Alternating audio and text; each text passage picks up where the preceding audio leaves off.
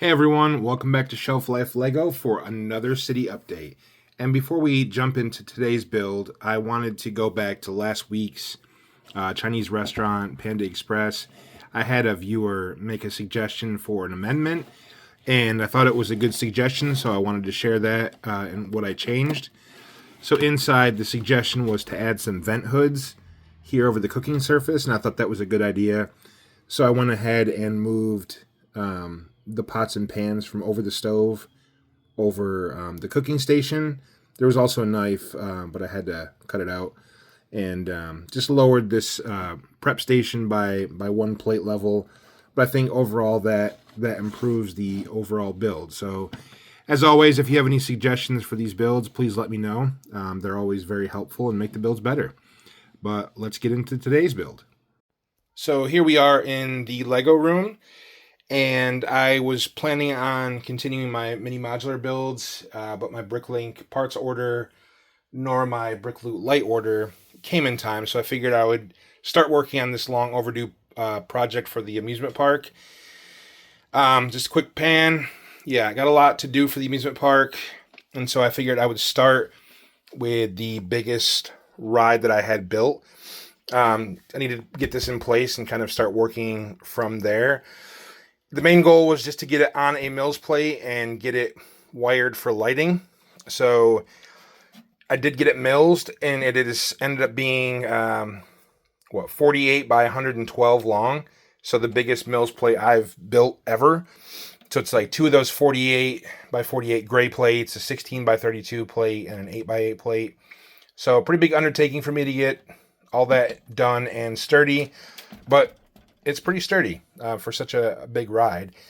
And it kind of gives you a glimpse into kind of what it's going to look like. It'll be the regular green plates, not the bright green plates. The bright green were a bit too bright for me.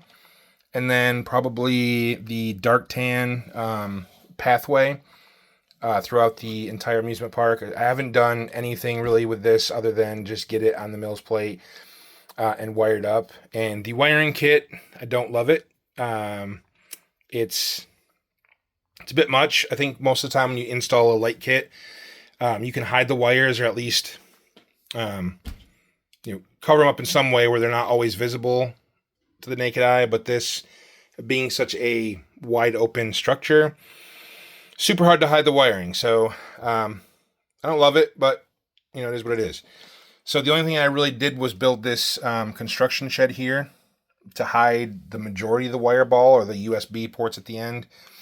I figured it would make sense to have a construction shed anyway for such a big ride with all the mechanisms and parts and whatnot. So it serves its purpose. It's very, very basic, but I wanted it that way. I didn't want windows or anything that we can see in, because it's just literally a ball of wires.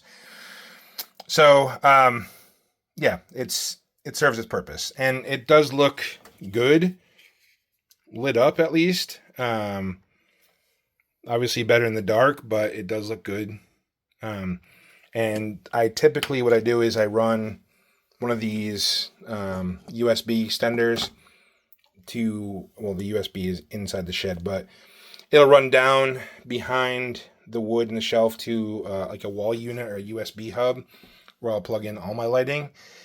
And so just in case anyone was wondering why I'm Shelf Life Lego, it's because I'm building Lego on a shelf. It's, I know, super, super creative, but that's just what I went with. So is what it is. And originally I had the roller coaster going along the back wall, but I had to pivot it and go back to front because it was covering the AC unit. This is a built-on room, so it doesn't have central AC. And here in North Carolina, it gets brutal in the summer, so I have to be able to access the air conditioner. So in doing this, it's fine. Like I think it looks fine this way. It'll probably save more room this way. But I had to remove all of the mechanisms that kind of stick out from the side over on that side, which wasn't a problem at all. And then I had to move the sign because the sign faced the wall. So this is where I put it. Came up with this little construction. I mean, it's pretty solid, it's sturdy. So I think it works for what it is. I don't know that that's the best place for it.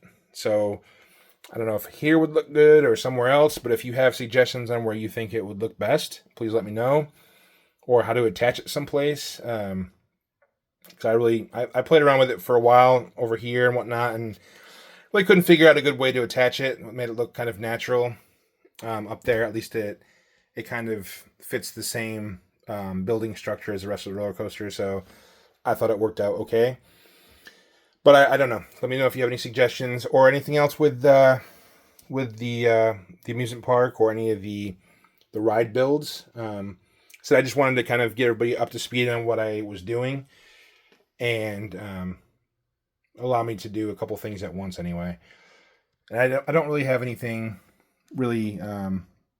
It's not a whole lot of figures in there or anything yet. I think all that will come. Like I said, I just wanted to make sure it was on a Mills plate and wired, and kind of work my way from there. So I think for now that's going to do it. So if you have any comments, let me know. But for now, like, comment, and subscribe. And thanks for watching. Bye.